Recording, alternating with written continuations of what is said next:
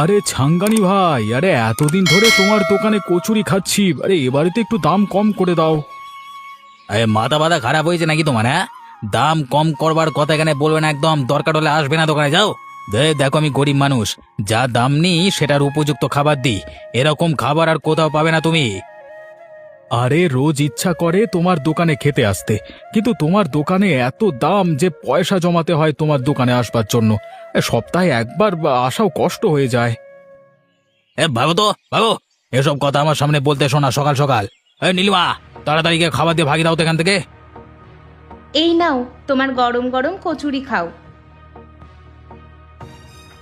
আমি তোমার এত পুরনো খদ্দের, তুমি আমার সাথে এরকম ব্যবহার করবে বলো? হ্যাঁ, ব্যবহারটা আমি খারাপ করেছি কি? স্পষ্ট কথা যদি স্পষ্টভাবে নিতে সমস্যা হয় তাহলে এসো না, কিন্তু এখন দেখছো এই দোকানে ভিড়ের মধ্যে আমার মাথা খেয়ে আমাকে বিরক্ত করো না বলে দিচ্ছি। এটা করি আমাকে পেট চালাতে হয়, তাই তোমার বক বক শুনতে আমি পারবো না।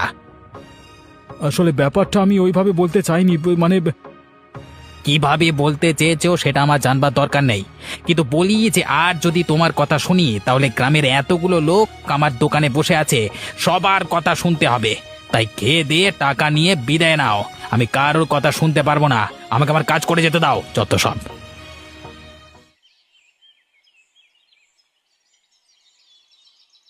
কি হলো গো?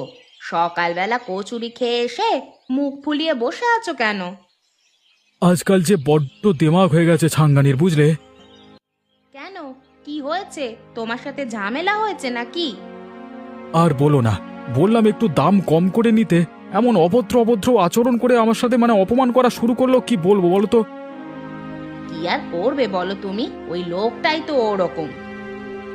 আরে দাম নেবে দ্বিগুণ, আবার কথাও শোনাবে। আমরা কি ওর খ্যাচ খ্যাচ শোনবার জন্যই ওর কাছে যাই নাকি? সেটা অবশ্য ঠিক, কিন্তু কি আর করবে বলো, ও তো বলে যে সব থেকে ভালো খাবার নাকি ওই দেয়। এই গ্রামের মধ্যে একমাত্র ওর দোকানটাই আছে।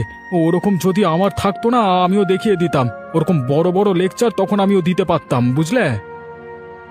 ঠিক বলেছ, গ্রামের সবাই কষ্ট করে হলেও টাকা জমিয়ে ওর কাছে যায় বলেই ওর মুখ থেকে অত কথা বের হয়। জানে যে যাওয়ার মতো আর কোনো জায়গা নেই, খেতে হলে ওর কাছেই যেতে হবে, তাই অত দরদ।